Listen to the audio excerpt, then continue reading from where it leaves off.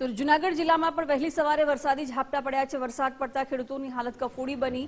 ઉનાળુ પાક પર વરસાદની વિપરીત અસર થઈ છે। પાક નુકસાન થાય તો ખેડૂતોને ખર્ચ પણ માથે પડશે। વરસાદથી કેરીના પાકમાં પણ નુકસાનની ભીતિ સેવાઈ રહી છે। વરસાદી માહોલ એક તરફ જામ્યો છે। પ્રી મોન્સૂન એક્ટિવિટીના ભાગરૂપે રાજ્યમાં વરસાદની આગાહી વ્યક્ત કરાઈ છે। જો કે કેરીનો પાક પકવતા ખેડૂતોમાં અત્યારે ચિંતા જોવા મળી રહી છે અને નુકસાનની ભીતિ સેવાઈ રહી છે। ત્યારે સવારમાં આજે વહેલી સવારે ઝાપટા આવેથી નુકસાની થયેલ છે। તલ છે, અડદ છે, મગ છે, એમાં ભારે નુકસાની છે।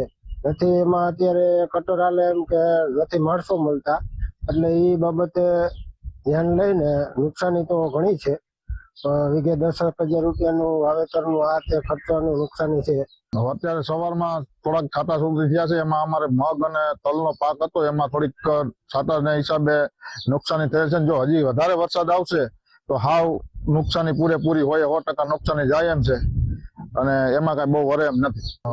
હવે જો વધારેનો વરસાદ થાય તો ઉનાળુ પાક હાવ પૂરેપૂરો નિષ્ફળ જાય એમ છે। સવારે છાંટા પડ્યા છે તો કેરીને નુકસાન બહુ થાય છે અને કેરી 20% ઉતરી છે, હજી 80% બાકી છે।